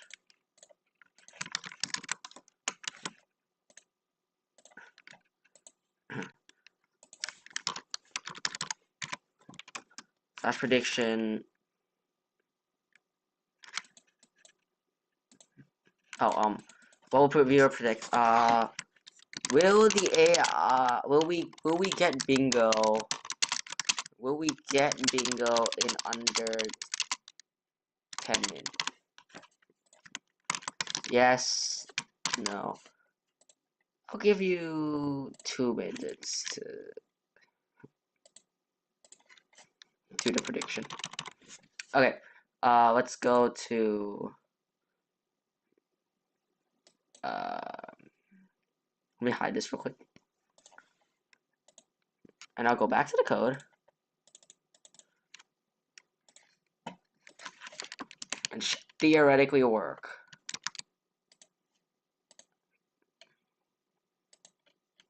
This is a big prediction on my screen now. Don't use the channel point rewards, they don't work right now, because I don't have them. Alright, I get it. But come on, if we're talking about the greatest movie of all time, it has to be The Godfather. Okay. You can't just brush that off like it's nothing. It's a fucking masterpiece.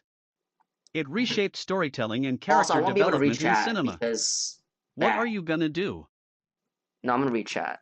But I'm not Compare gonna it to read as much. something as mainstream like Avengers Endgame?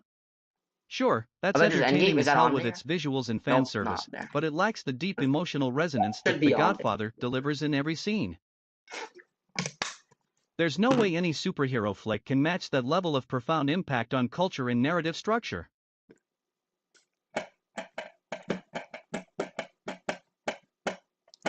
Rex, while I get your passion for The Godfather, let's not forget about Pulp Fiction. It revolutionized non-linear storytelling and created unforgettable characters that are still Wait, referenced what? today. What movie are you talking about? You talk about emotional resonance, but Tarantino's film dives into the human experience with dark humor and sharp dialogue, which leaves a lasting impact on culture. True. Comparing it to a superhero flick also feels off. Characters in Pulp Fiction have depth and complexity that many films, including Avengers, Endgame, can't touch. What do you think? Avengers Endgame. Marcus, I appreciate your enthusiasm for Pulp Fiction, but saying it revolutionized storytelling doesn't hold up against the raw emotional depth presented in Schindler's List. Spielberg's film Isn't just a story, it's an experience that profoundly impacts viewers on a personal level. The way it portrays the Holocaust grips you with such intensity that it lingers long after you've watched it. Me. While Tarantino's film is clever and has great dialogue, Schindler's List resonates with historical significance and moral weight, a complexity that Pulp Fiction can't quite match. Plus, when we look at artistically profound films like this one versus any lighter fare, including something like Guardians of the Galaxy, there is no contest in terms of emotional heft and cultural importance. Claire, you bring up this raw emotional depth in Schindler's List, but let us not forget The Shawshank Redemption. The way it weaves hope and friendship through a bleak prison setting is nothing short of genius. While Spielberg's film may grip you with its intensity, Shawshank hits that sweet spot between being an emotional powerhouse and downright inspiring. It's like playing Life is Strange, where every choice shapes your fate, except the characters are more memorable and less depressing than feeling like shit after watching real-life horror unfold. If that's what makes Schindler's List so great, then how do we measure the impact of a film that reminds us about resilience? It's got both narrative strength and universal themes that resonate deeply without dragging viewers down into despair. Jamie, while I see your point about the uplifting themes in The Shawshank Redemption, it's hard to argue that it has the same level of cultural and historical significance as 12 Years a Slave. Yes, Shawshank inspires hope, but Steve McQueen's film goes beyond inspiration. It's a raw reflection on the brutalities of slavery that forces viewers to confront uncomfortable truths. Just like in games such as Detroit, Become Human, which tackle serious moral choices and societal issues, 12 Years a Slave provokes thought rather than just offering comfort.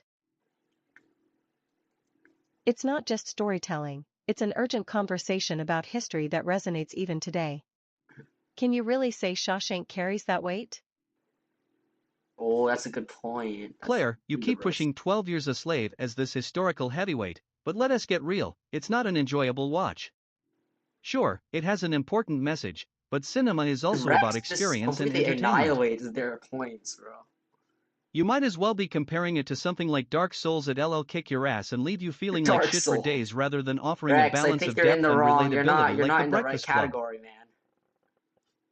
People can connect to that film in ways they simply can't with the brutal reality showcased in yours. It sparks nostalgia while touching on life's struggles without being overwhelmingly grim. Don't you think we need that balance too? Rex, your point about The Breakfast Club being relatable is valid, but it doesn't hold a candle to the sheer artistic craft found in Apocalypse Now. That film doesn't just entertain, it immerses you in an unparalleled experience. It's like playing The Last of Us, where every moment is filled with tension and deep emotional stakes.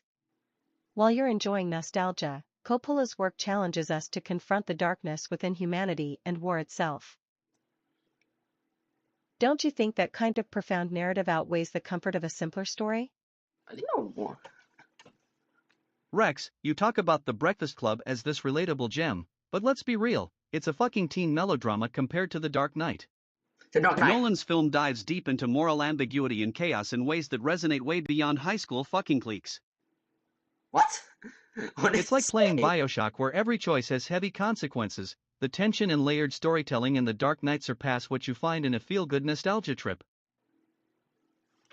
You can't tell me that facing off against a character like Heath Ledger's Joker doesn't hit harder than a few teenage shenanigans. Okay, that's a great... He loves roasting other people's points, man. Rex, you mentioned the importance of entertainment in cinema, but that's exactly where Inception shines. It's not only thrilling and visually stunning, it challenges your perception of reality while delivering a complex narrative. You can't tell me that high school nostalgia compares to navigating dream layers and exploring deep philosophical questions about dreams versus reality. Just like The Witness, the puzzles invite viewers to engage mentally something more profound than just reminiscing about teenage angst. How does that stack up against your claims? Rex, you talk about Inception being the cinema brain twister, but let's be honest, it's a stylish puzzle that leaves emotional resonance in the dust. What? Sure, navigating dreams is cool and all kind of like playing Portal where you're solving mind-bending challenges, Okay, but you're at the not in end the of the right day, game. you can't compare that Claire, to the you're deeply in the rooted themes wrong of love and game. loss found in Eternal Sunshine of the Spotless Mind. That Or not film Claire, doesn't Marcus, you're in the wrong game. just entertain. It feels like an emotional roller coaster that sticks with you longer than any mindfuck theory could. How can you say a flashy narrative beats down real connections between characters?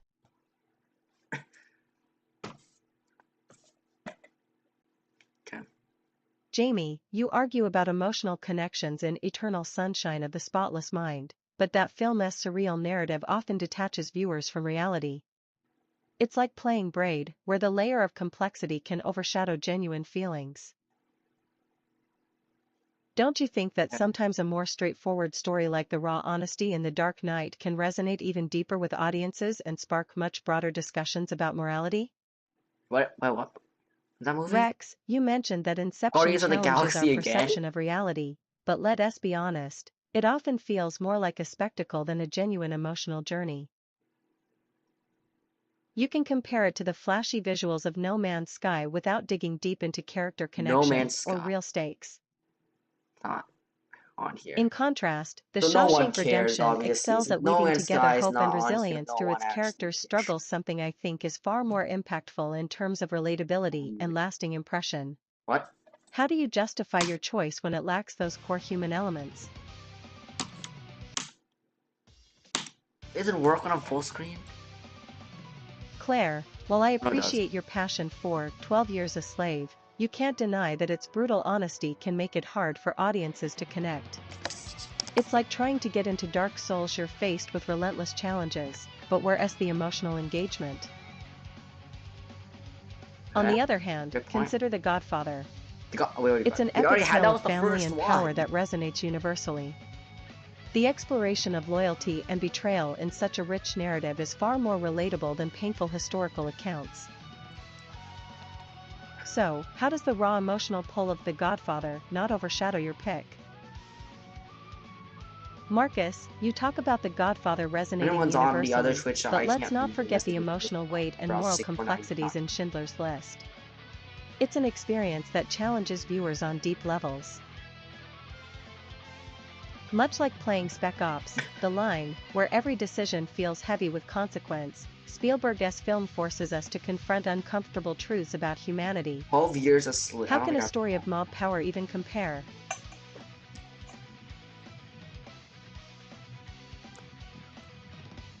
Claire, you mentioned Schindler's List challenging viewers with uncomfortable truths, but that's exactly why it can alienate them.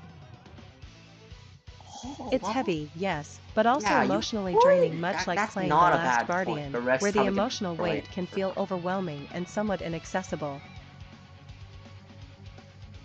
In contrast, a film like Pulp Fiction delivers complexity through interwoven stories while still being engaging and fun. Yeah, How no does one an cares. emotionally It's not taxing on here, experience man. really stack up against a clever narrative that keeps you on your toes? No, that's fucking wrong. That game is shit as a goat pick. That's what I was saying. Marcus, you really think Pulp Fiction is all clever narrative without emotional stakes? That's bullshit. Sure, it has style, but its fragmented storytelling can alienate viewers more than it engages them. What? My mouth isn't. My brain. It's like playing The Binding of Isaac, all these random elements thrown in there. Speak. And sometimes you just end up feeling lost rather than invested. I can only say bull. Now, compare that to The Shawshank Redemption, which hits home with unyielding hope and friendship. Man. You can't. What's the second part, man? You get sucked into those characters' lives the whole freaking way. So tell me how a bunch of hitmen exchanging dialogue compares when we got Andy Dufresne showing us true resilience? Wait, hold on. What is this? Jamie, you keep pushing The Shawshank Redemption as this beacon of hope. But let us be real, it's a long fucking movie that drags in parts and feels way too sentimental for its own good. Okay, yeah, Rex is completely destroying this. It's like playing Journey, beautiful visuals and music, sure, but do you really feel invested in the end? Meanwhile, The Dark Knight throws us into chaos with a villain who actually challenges our conceptions of morality. Doing so well at the start. There is intensity there that keeps your heart racing way more gripping than Andy Dufresne digging through dirt. How can you seriously put that slow build over the adrenaline-fueled ride that is Batman facing off against Joker? Rex, you bring up the intensity of The Dark Knight, but that doesn't mean it's more impactful than character-driven narratives. It's like trying to compare Rocket League with a deep story-driven game like Life is Strange. Sure, you've got adrenaline and excitement in Batman's escapades, but what about the lasting emotional resonance? The nuanced character arcs in films like Moonlight create connections that resonate long after viewing. How can a flashy spectacle hold a candle to genuine human experience? Okay. Rex, your point about intensity in The Dark Knight is valid, but does it really have the depth to compare with a film like Fight Club? That movie dives into identity and consumerism in such complex ways. Okay, bro. We have three. Just like playing the Stanley Parable, where you really question choice and free will. Yeah, you're in the wrong category, beyond well, just Marcus, surface level entertainment. You're in the wrong. I can't see the actual. The adrenaline rush you're so fond of pales against the lasting philosophical discussions that arise from David Fincher's work. What do you say to that? Rex, you talk about The Dark Knight and its intensity, but that doesn't make it more meaningful than the character growth in Forrest Gump. The way Forrest navigates life overcoming adversity with unwavering kindness resonates on a personal level. Market. Oh, I can't speak. Claire is goated right now. It's not just about thrills. It's about the human experience. And we're. How can something that leans so heavily on spectacle compete with such profound storytelling? And believe it. I mean, I'm pretty sure believers still lose, but. Claire, while you're all about emotional resonance in Forrest Gump, it often feels overly sentimental and simplistic. It's like playing Animal Crossing where everything is cute and friendly, but ultimately lacks real depth or stakes. That's true. There's no stakes in Animal Crossing. Compared to the intricate storytelling in Fight Club, which truly challenges perspectives on identity, I struggle to see how Forrest's journey can stand up to that complexity. Higher parts empty. How does a feel-good story match against the philosophical punch of Fincher's film? Marcus, your comparison of Fight Club to Animal Crossing is way off. Have you even seen how brilliantly it critiques we'll do one more round where we consumerism? try to get every single one. It's like playing Dark Souls, where every death teaches you something profound about perseverance and self-discovery. The straightforward charm of Forrest Gump might be nostalgic, but can we really call it a deep exploration of identity? You can move on. That's like saying Mario Kart gives us insights into the complexities of racing, please. Good point, to be honest. How does feel-good nostalgia hold up against a film that forces you to confront uncomfortable truths about yourself? Come on, Rex. Jamie, you keep bringing up the philosophical depth of Fight Club, but let us not pretend it doesn't have its own pretentious bullshit. It's like trying to play Death Stranding and finding all that walking just gets tedious after a while. Meanwhile, movies like Pulp Fiction engage through a complex tapestry of stories and characters that grab you by the throat.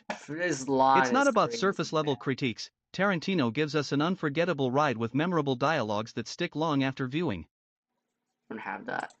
How can a narrative that feels so self-indulgent compete with something as dynamic as Pulp Fiction? Rex, you keep saying Pulp Here. Fiction grabs you by the throat, but honestly, it's more like a half-hearted chokehold that leaves you wondering where the fuck the story is going. It's What? like playing Bro, Dead 'cause Island. fuck Sure, first. there are cool moments, but then Well, you the just AI feel was like, lost in a nope, sea of why zombie are you saying cliches. that to me? Bad. When I watch something with real emotional weight and transformation like The Godfather, the characters evolve in ways that hit hard and stick with you long after the credits we already roll. have The Godfather. How No does one cares fragmented anymore. storytelling stand up to an epic family saga I filled feel with like Gone with the tension and Wind and legacy? Star Wars: A New Hope is possible. Jamie, you talk about the emotional weight of The Godfather, but let's be real, its pace drags on like a never-ending RPG grind. It's akin to slogging through Final Fantasy point. 15. Great moments exist, sure, but they're buried under too much filler. When you compare that to something like Inception, you're getting layers of we already complexity have and thrill Inception without for the losing 999 momentum. time. Can't be How that can a creative. film that's essentially an epic soap opera compete with the mind-bending intricacies and tight plotting of Nolan's work? Claire, your take on Inception being superior because of its pacing is missing the point entirely. Yeah, it's complex and thrilling, but at the end of the day, it feels like a flashy fucking puzzle with no soul. It's like playing Portal, great mechanics and all, but where's the emotional weight? No, we don't. When you look at Schindler's List, you're not just Marcus, watching a we're not in movie, the you're right experiencing game. history in a way that rips your heart out and makes you confront human cruelty head-on. How can an overstuffed heist flick stand up to genuine historical impact?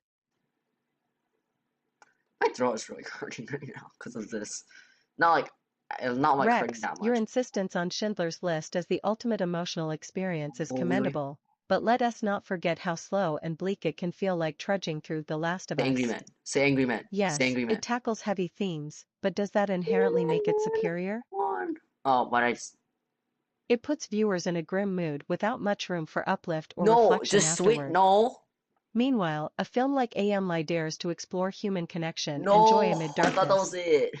How does it not stand out more than another historical recounting?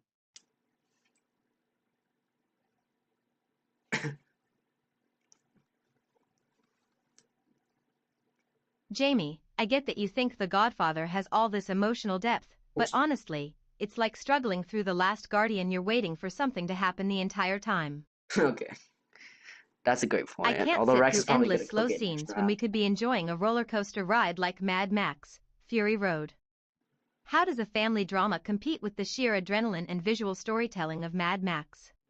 Mad Max? It's relentless in its pace and thrill, pulling you right At into least the in Mad chaos Men without for a dragging your second, I ass was like, through mundane oh filler. my god, it's Angry Men. Kidding me. Rex, I see your point about emotional impact in Schindler's List, but let us not act like it's the only film that drives home heavy themes. Angry Men. It reminds me of trudging through The Witcher 3. Great narrative depth is there, but does it need to be so grim? A movie like The Shawshank Redemption balances profound messages with a compelling storyline that inspires rather than drags you down. Oh, it's already here. How can we elevate a relentlessly bleak narrative over one that offers hope and redemption?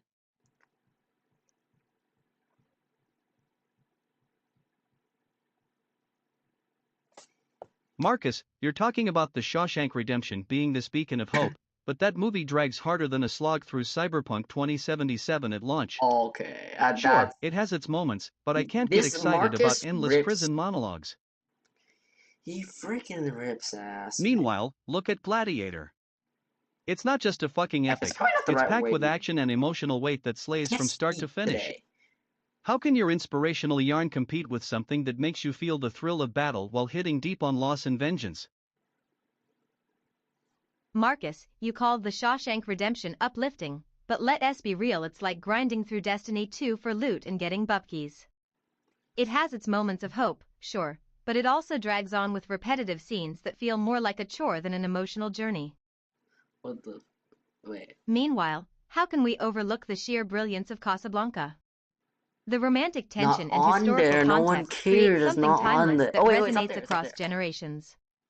Okay, come on, Citizens. You can't deny that when it comes to classic cinema impact, nothing compares to Sam's piano playing in Rick's CAF. It's not. That's a pretty good. Marcus, you're saying Gladiator hits emotional high notes, but honestly, it's like playing Call of Duty without depth, all spectacle and no real substance. Yeah, that's a pretty good We bro. need films that resonate emotionally long after they end. Take The Godfather, for instance. While it's slow at Bro, no times, one its cares exploration about of The family and power Godfather. dynamics has a Heard this lasting 9 impact that billion resonates times. deeply with audiences today. How can an action-packed flick compete with such layered storytelling? Oh, Marcus's, you think Gladiator is all epic thrills, but it's more like playing Fallout 76 full of promise but ends up being an empty wasteland. While you're wowed by the action, where's the depth? You can't just slap on some combat and call it a classic. Something like 12 Angry Men exemplifies tension and moral oh dilemmas my that keep you gosh. glued to every I don't word, even like care trying if to it said strategize 12 in and Among not Us. actually just Angry Men. The real I battle is think in that dialogue and counts. character conflict, We not just freaking swords and got sand. him. So tell me again how Gladiator stands tall against that we kind have of gripping bingo storytelling. number 2. Jamie, I hear what you're. It's a great study. No. Okay, no one actually voted in it, but whatever. The yes, the Dows do win, unfortunately. Likely ban evader restricted. Yeah, they probably got banned before. Why is it not letting me ban this guy? I want to. You have a different channel. Oh yeah, my bad for not responding to you earlier. I use a different channel. Yeah, I have a different channel that I stream on. If you're still in the chat, because I can't respond to messages because it blocks everything basically. My thing blocks the whole screen. So yeah.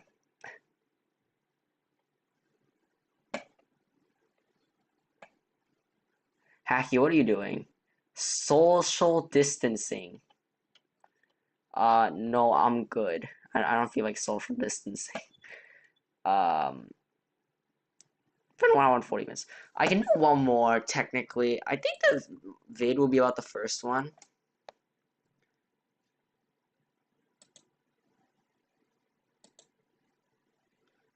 But, I will be... Can I get this out of the way? Editing this vid. Technically I could do one more. I might do that stream later, but for now, I will be coding stuff for Thursday's stream. I might not stream tomorrow, but I might. But basically it will be a kind of joke kind of bot. I guess I can call it like, what do I call it? Joke AI. I don't know. Or just call him something random. Joker. Wait, that's actually not a bad name. I know Joker is like that one character from Marvel. That's probably really incorrect. Marvel fans, you can kill me, but like, I think I will be making a Joker, which is a bot, AI bot, I guess, and we'll play Portal 2 while having it be very stupid. I think that's it. This has been a very off the rails chaotic stream. I'm probably gonna make a stream soon that's slightly less chaotic. Actually, tomorrow I might do the stream for real this time. Anyways, I have a lot of plans. Have a great day, I guess. This is a pretty short stream, but I was planning to stream longer, but you know,